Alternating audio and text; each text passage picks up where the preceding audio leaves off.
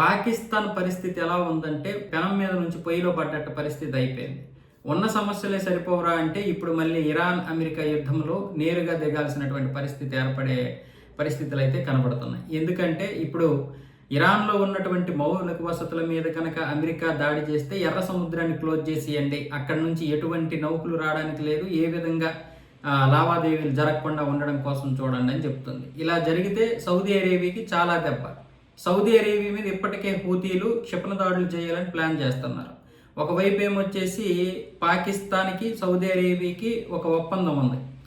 ఎవరైనా సరే నేరుగా సౌదీ అరేబియా మీద దాడి చేస్తే పాకిస్తాన్ మీద చేసినట్లు కానీ, పాకిస్తాన్ మీద చేస్తే సౌదీ అరేబియా మీద చేసినట్లు కానీ ఒక ఒప్పందం ఉంది. ఈ ఒప్పందం ప్రకారం ఇప్పుడు పాకిస్తాన్ ఏమొచ్చేసి సౌదీ అరేబియా మీద ఎటువంటి దాడి జరిగినా సౌదీ అరేబియాని రక్షించడం కోసమైనా సరే యుద్ధం చేయాల్సి వస్తుంది. యుద్ధం నేరుగా చేయకపోయినా ఇప్పుడు సౌదీ అరేబియాని రక్షించాల్సినటువంటి అవసరం అయితే పాకిస్తాన్కు ఉంది. పైగా ఈ యొక్క ఒప్పందం ప్రకారమే సౌదీ అరేబియా పాకిస్తాన్కి $3.5 బిలియన్ అప్పు కూడా ఇచ్చింది. కాబట్టి చచ్చినట్లుగా ఇప్పుడు పాకిస్తాన్ సౌదీ అరేబియాకి రక్షణగా వెళ్ళాలి. ఇటువైపు చూస్తే చాలా వరకు సైన్యం పీఓకే దగ్గరే చేరిపోయి ఉన్నారు. మరొక వైపు ఏమొచ్చేసి బలోచిస్తాన్ లిబరేషన్ ఆర్మీని కట్టడి చేయడానికి ఉన్నారు. ఈ నేపథ్యంలో ఎర్ర సముద్రంలో జరుగుతున్నటువంటి పరిస్థితులను అడ్డుకోవడానికి ఇరాన్ చేస్తున్నటువంటి ప్రయత్నాల్లో భాగంగా సౌదీ అరేబియా మీద కూడా దాడి జరిగేటటువంటి అవకాశం ఉంది. కాబట్టి ఇప్పుడు పాకిస్తాన్ అక్కడ కూడా వెళ్లాల్సి ఉంటుంది.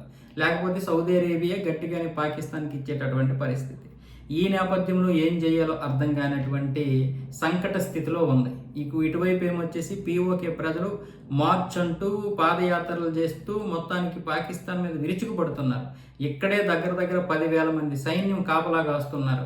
రేంజర్లు 5,000 మంది వీళ్ళకి సెక్యూరిటీ ఇస్తున్నారు. అంటే వాళ్ళ మీద వాళ్ళు ఎటువంటి దాడులు చేయకుండా, అలాగే వాళ్ళు ఎటువంటి ధర్నాలు నిరసనలు చేయకుండా వాళ్ళని అణచడానికి ఇక్కడ పాకిస్తాన్ ప్రభుత్వం 15,000 మంది అధికారుల్ని అలాగే ఈ సెక్యూరిటీ ఫోర్స్ని పెట్టింది.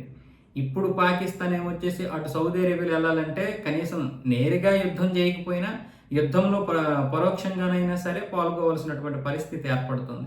ఎటు వెళ్ళలేనటువంటి పరిస్థితి, ఏమీ చేయలేనటువంటి పరిస్థితి. ప్రాంతీయ ఉద్రిక్తతల్లో భాగంగా పాకిస్తాన్కి ఇప్పుడు ఎర్ర సముద్రం క్లోజ్ అయితే చాలా నష్టం కూడా, ప్రాంతీయ పరిస్థితులు బట్టి కూడా. అక్కడ కనుక ఇదైతే తనకు రావాల్సినటువంటి చమురు కూడా రాదు.